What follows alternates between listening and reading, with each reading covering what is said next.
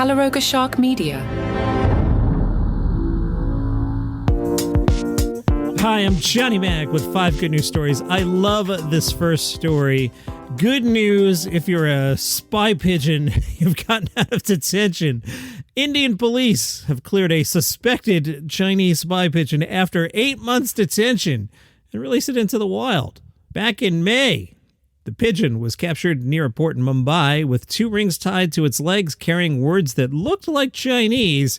Police suspected it was involved in espionage and took it in.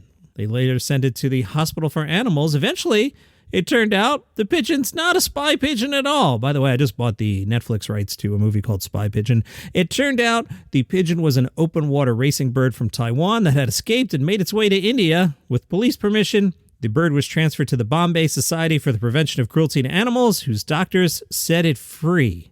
Exactly what a spy pigeon's cover would be, isn't it? Good news, we may have found Amelia Earhart's plane. 87 years after her disappearance, Deep Sea Vision is an ocean exploration company, and they found something 16,000 feet below the sea.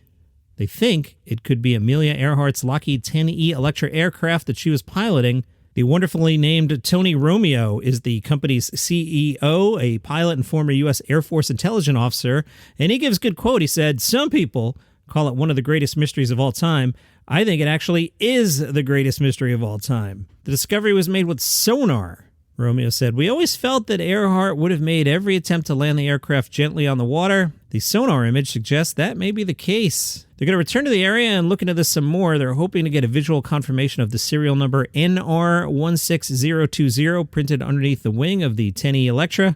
Could be possible because at 16,000 feet below the surface, objects can be preserved for long periods of time. If it is Amelia's plane, they hope to get it out of the ocean and bring it to the Smithsonian Institute. Wouldn't that be neat?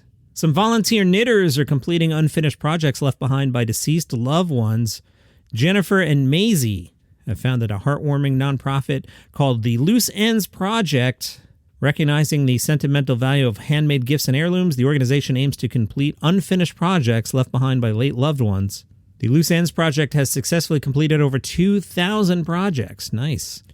Marsha Roberts and her team have been working on the Doll for All. It's the prototype of a doll that ultimately can be made to fully embody any disabled child. The first dolls, Evie and Max, are designed with limb differences in mind.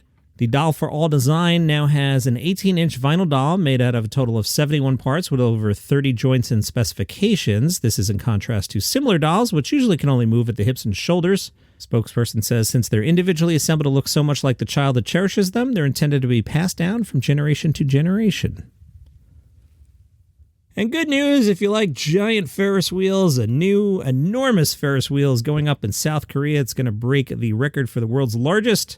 This one dwarfs the London Eye. This is the Seoul Twin Eye. It will stand 591 feet high. That's 40 feet taller than the Washington Monument. But it's got a radical design. It won't have a single supporting spoke. It was designed by Dutch firm Studio. It's a spokeless Ferris wheel with 2 intersecting rings. Each ring carries pods that seamlessly revolve around the inside and outside tracks. It can provide rides to more than 1,400 people simultaneously. That's double the capacity of the London one. I was on one of these in Melbourne, Australia. I think they actually tore it down. It's at least closed.